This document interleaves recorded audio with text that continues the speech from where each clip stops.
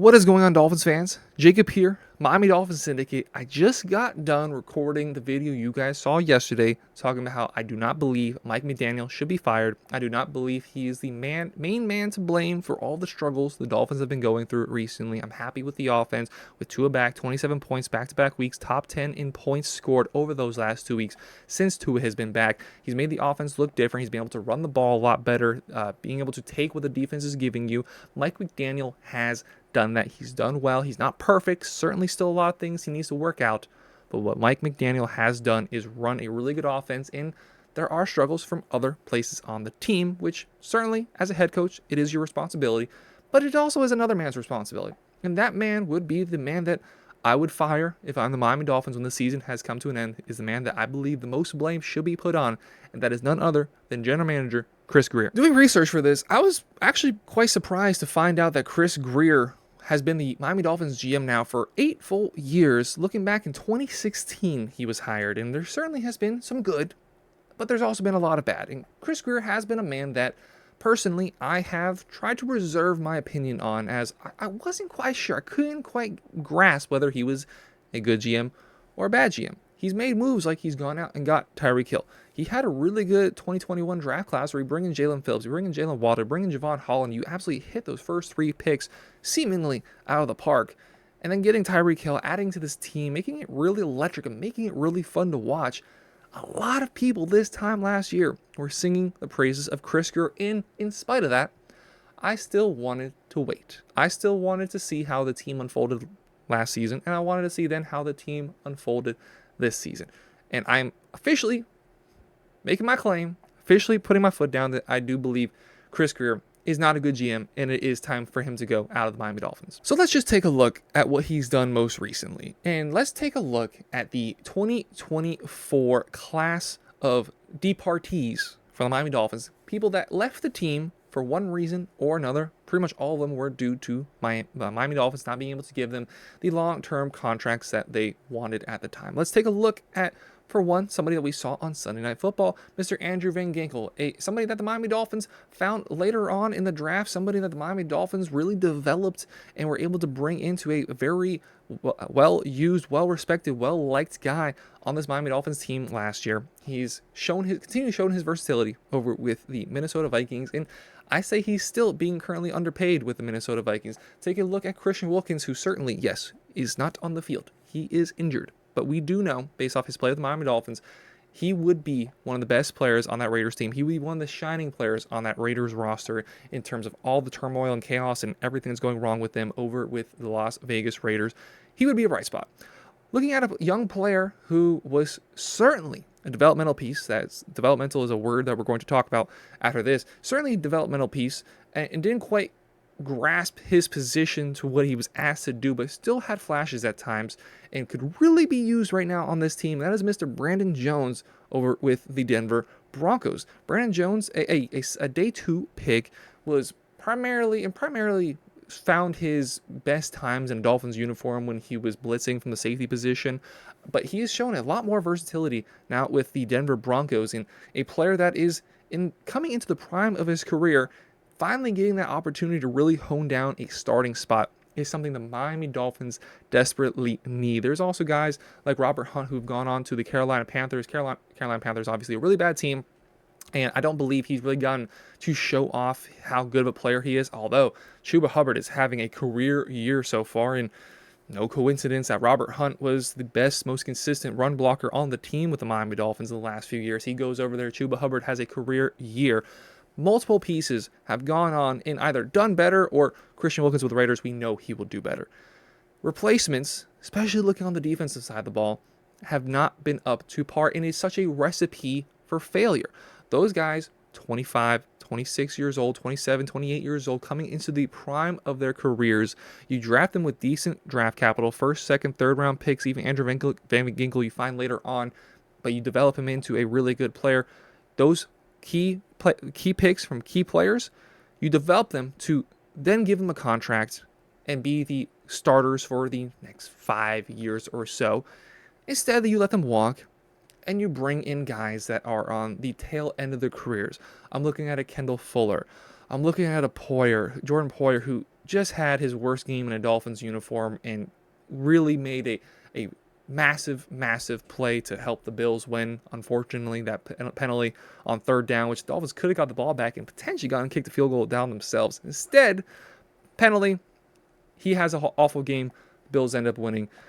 They've built a defense around those two players, Calais Campbell and Antoine Walker Jr., players that are older in their career, players that were on free agency for a reason. Calais Campbell, I've been perfectly content with how he's playing. I mentioned his name just now.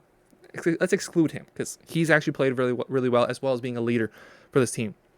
Otherwise, this defense is comprised of so many older players that are clearly not where they were earlier on in their careers. Guys that are probably on the last stops in their NFL careers in general. A lot of them I doubt will get a contract after this year. Poyer certainly done. Marcus May likely done. A bunch of guys have been brought in on 1-2 year deals that have tried to be a shoehorn, just fill in, just try to make it work while we put all the money on offense, and that hasn't worked. Chris Grier, obviously with Mike McDaniel, is partially responsible. Mike McDaniel partially responsible for what's going on the offensive side of the ball and how much money is being shelled out. But Chris Grier is the one that signs those contracts, and those contracts have been given out to Tua, have been given out to Tyreek Hill, have been given to Jalen Waddle, have been given to Teron Armstead, who struggles to stay on the field, but somehow this year, of all the years in his career, is being on the field the most. Of course, when things are going the worst, Teron Armstead's actually healthy. But instead of allocating the money to a defensive line, to a stronger defense in general, better pieces on the offensive line, Chris Grier has then tied that money to these better, shinier players. What was the last truly good draft pick that Chris Grier has had? The last 2 years, the only draft pick that I can see as an absolute bona fide hit is without a doubt Devon Achane. I love Devon Achane, great player. I had my doubts about him, but he's molding himself into a workhorse back, which I didn't think he would be able to do, and I still have a little bit of doubts about, but he is doing that. Third round pick, great pick by Chris Grier. This whole draft class of picks, Chop Robinson, Patrick Paul, Jalen Wright, and the list goes on of Muhammad Kamara, Taj Washington, Malik Washington, a player that I like, but a draft class that is incredibly, at best, mediocre. Chop Robinson gets his first sack. Otherwise, has been a cone so far this season. Patrick Paul, understandably, is not playing, another developmental piece, but he wants to play tackle. Currently held up by Austin Jackson. Teron Armstead, he's not going to start. Jalen Wright's got like 40 carries on the season. Had a really good game against the Patriots, but otherwise, he's just been a third-string running back on this team. The draft classes have not been up to the par. He had a great 2021. Getting those first 3 picks of Phillips, of Waddle, of Holland, fantastic draft class. But that's all he has been able to do. He has been able to hold on to brief moments where he's hit out of the park.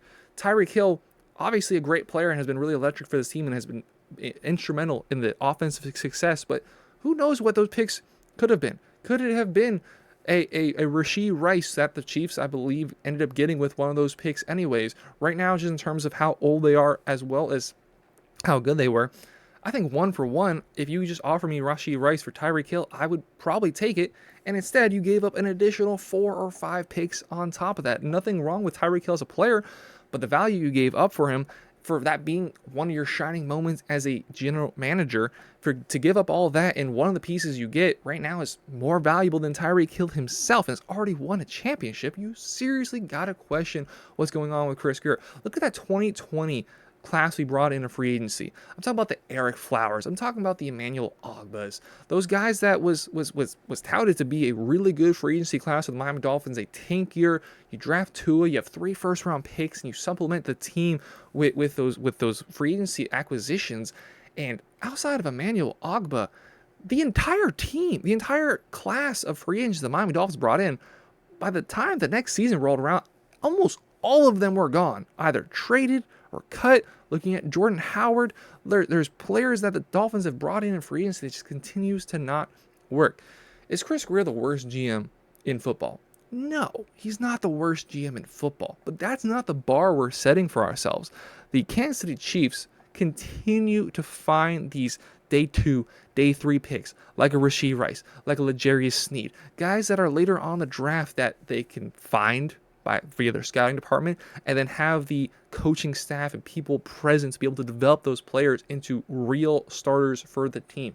Now, obviously, they're the class of the NFL, but that's the Dolphins. That's where we're aiming to be, is to be the Chiefs, is to be the 49ers that continually define guys later on in the draft and make them work. The Dolphins do not do that. With Brian Flores, we had a record of finding a bunch of undrafted guys and getting them to work, and that's cool. That's a nice thing to hold your hat on as a GM.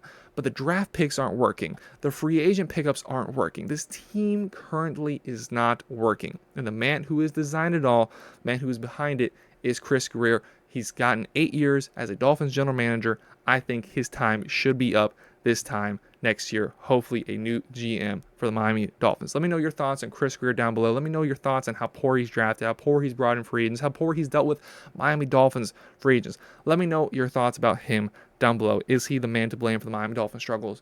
Well, down there, hit that like button, hit that sub button. Appreciate y'all very much for watching. Have a great rest of your day. Go Dolphins.